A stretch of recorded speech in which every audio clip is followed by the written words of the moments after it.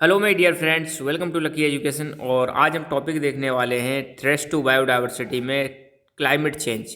कैसे climate change हमारी biodiversity के लिए थ्रेट है, ये हम आज समझेंगे। ये हमारा लेक्चर नंबर 11 है और हम पढ़ रहे हैं क्लास 10th की science, chapter number 19, biodiversity and it's conservation. ठीक है, तो क्लाइमेट चेंज की वजह से कैसे बायोडायवर्सिटी को प्रभाव पड़ता है, ये चीज़ हम जानेंगे। पहली बात तो आपको पता होगा, क्लाइमेट चेंज का मतलब है जलवायु में परिवर्तन। हमारी जो जलवायु है उसमें परिवर्तन आ रहा है और ये एक इंटरनेशनल प्रॉब्लम है। ठीक है, ऐसा नहीं कि हमारे देश की प्रॉब्लम है, ये इंटरनेशनल प्रॉब्लम है। हमने पॉल्यूशन के लेवल को इस हद तक पहुंचा दिया है कि जिसकी वजह से अब क्लाइमेट क्या होने लगा है, धीरे धीरे चेंज होने लगा है। हमने ग्रीन हाउस का एमिशन इस लेवल पर पहुंचा दिया है कि हमारी जो पृथ्वी है वो क्या होने लगी है, हीटअप होने लगी है। इस समस्या को हम बोलते हैं ग्लोबल वार्मिंग। सोचो, अब जब ग्लोबल वार्मिंग होगी, पृथ्वी गर्म होगी, तो पृथ्वी पे बहुत सारे क्या पाए जाते हैं, ग्लेशियर्स पाए जाते हैं। वो ग्लेशियर्स मेल्ट होंगे, ग्लेशियर्स मेल्ट होंगे तो उनमें से पानी निकलेगा, पानी निकल के ओशंस में आएगा, ओशंस का लेवल बढ़ेगा तो ओशंस के आसपास जो ज़मीन है वहाँ पर पानी पानी हो जाएगा, फ्लडिंग होगी और बहुत सारे लोगों को क्या होगा, नुकसान होगा। तो क्लाइमेट चेंज ये भी है। साथ के साथ में आपने देखा होगा आज की डेट में कभी कभी ज़्यादा बरसात हो जाती है, कभी कम बरसात होती है, कभी बहुत ही ज़्यादा टेम्परेचर, कभी बहुत ही कम टेम्परेचर।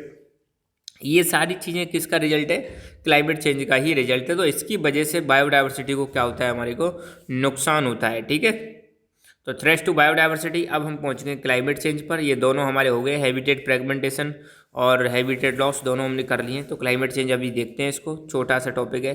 बुक में क्या लिखा हुआ है क्लाइमेट चेंज के बारे में, उसको हम देखते हैं। उससे पहले एक छोटी सी डेफिनेशन हम समझ लेते हैं। ग्लोबल वार्मिंग हम किसे कहते हैं, ग्लोबल वार्मिंग का मतलब क्या है। तो ग्लोबल वार्मिंग का मतलब है, global warming refers to the rise in global temperature due to mainly to the increasing concentration of greenhouse gases in the atmosphere। हमारे ग्लोबल टेम्परेचर में इंक्रीज होना ही ग्लोबल वार्मिंग है। और हमारे ग्लोबल टेम्परेचर में इंक्रीज क्यों हो रहा है, ये ग्रीन हाउस गैसेस का कंसंट्रेशन बढ़ने की वजह से हो रहा है। अगर हमारे एटमॉस्फेयर में ग्रीन हाउस गैसेस की संख्या बढ़ जाएगी तो ग्लोबल वार्मिंग भी बढ़ जाएगी। ठीक है, अब ग्रीन हाउस गैसेस आपको पता है क्या होती हैं। Green house gases, green house gases ऐसी होती हैं जो सन से आने वाली रेज को आने तो देती हैं मगर जाने नहीं देती। मतलब इसका कुछ भाग क्या कर लेती हैं, ट्रैप कर लेती हैं। अगर सपोज अभी तो जैसे यहाँ पे नेचुरली यहाँ पे ग्रीन हाउस गैसेस कम है, जब हम पॉल्यूशन ज़्यादा करेंगे तो ग्रीन हाउस का लेवल यहाँ पे देखो बढ़ गया। तो ग्रीन हाउस का लेवल बढ़ने का सबसे बड़ा कारण पॉल्यूशन है। ठीक है, तो जब ग्रीन हाउस गैसेस का लेवल बढ़ जाएगा तो सन से आने वाली जो रेज हैं पृथ्वी पर आती हैं, जिनको हम सोलर रेडिएशन बोलते हैं, वो वापस एटमॉस्फेयर में नहीं जाएंगी। एटमॉस्फेयर में जो हीट जाती है जब ग्रीन हाउस का लेवल बढ़ जाएगा तो वो बहुत कम हीट जाएगी। और नॉर्मल जब ग्रीन हाउस गैसेस का लेवल रहता है तो ज़्यादा हीट स्पेस में जाती है।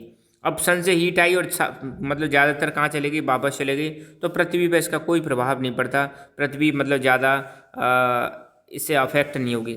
मगर सन से आने वाली हीट यहीं पर रह गई और बहुत कम हीट यहाँ से एस्केप हो पाती है, तो पृथ्वी का टेम्परेचर क्या हो जाएगा, बढ़ जाएगा। और फिर पृथ्वी का टेम्परेचर बढ़ने से इसके कई सारे इम्पैक्ट पड़ेंगे। तो ग्रीन हाउस गैसेस की खासियत होती है कि सन से आने वाली रेज को ग्रीन हाउस गैसेस आने तो देती हैं मगर जाने नहीं देती हैं। ऐसी गैसेस को हम बोलते हैं ग्रीन हाउस गैसेस, जिसमें एग्जाम्पल है मीथेन, कार्बन डाइऑक्साइड, यहाँ पे दिखा रखी है nitrogen dioxide, methane, carbon dioxide, ये कैसी हैं, ग्रीन हाउस गैसेस हैं। ठीक है, तो ग्रीन हाउस गैसेस बढ़ेंगी तो हीट ज़्यादा ट्रैप करेंगे, हीट ज़्यादा ट्रैप करेंगे तो अर्थ का टेम्परेचर बढ़ेगा और यही है ग्लोबल वार्मिंग।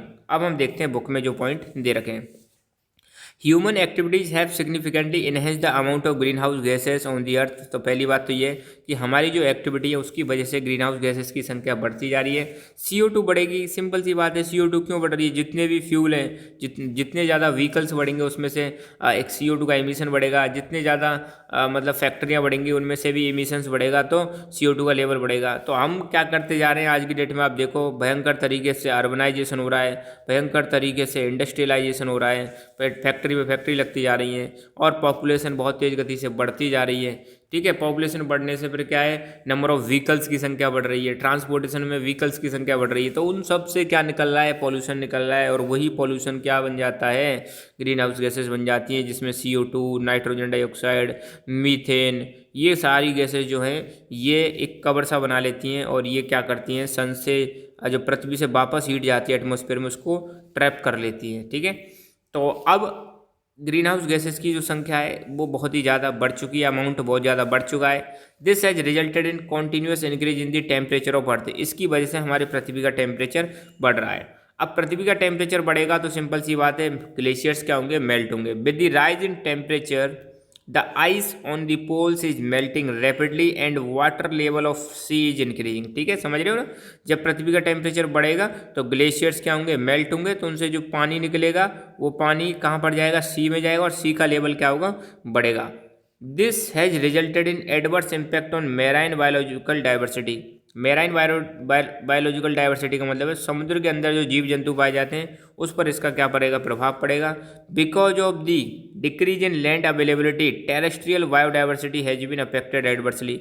अब सोचो, पहले मान लो इस एरिया में पानी फैला हुआ था, जब समुद्र का लेवल बढ़ेगा तो उतने और लेवल में क्या फैल जाएगा, आसपास के एरिया में पानी फैल जाएगा। तो जो टेरेस्ट्रियल डाइवर्सिटी है, बायोडाइवर्सिटी है, टेरेस्ट्रियल मतलब ज़मीन पर रहने वाले जीव जंतु हैं, उनके लिए ज़मीन क्या पड़ जाएगी, अब कम पड़ जाएगी, क्योंकि पानी पानी हो जाएगा, तो उनको भी क्या पड़ेगा, प्रभाव पड़ेगा। According to an estimate, if temperature of earth increase by 3.5 degree Celsius, अगर ऐसा एस्टिमेट दिया गया है कि पृथ्वी का टेम्परेचर अगर कितना बढ़ जाता है, 3.5 डिग्री सेल्सियस बढ़ जाता है, 3.5 डिग्री सेल्सियस बढ़ जाता है, ठीक है, 70% of species will face danger of extension.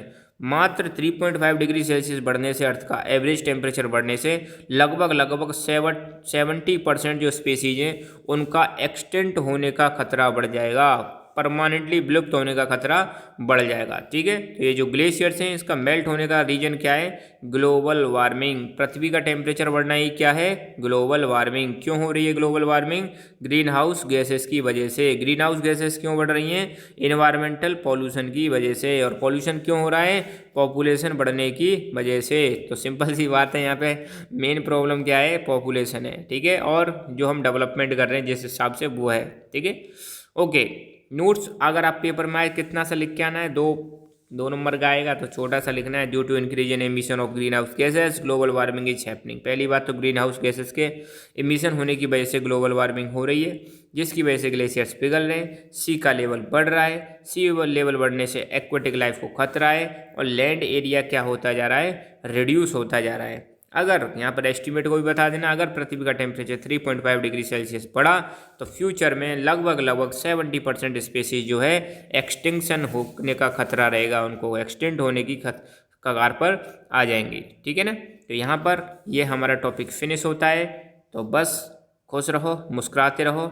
हमारी ऐप आ चुकी है, लकी एजुकेशन ऐप, डाउनलोड करो, इंस्टॉल करो, और साइंस का कोर्स पूरा यहाँ से देखो, आराम से पढ़ो मन लगा के घर बैठे।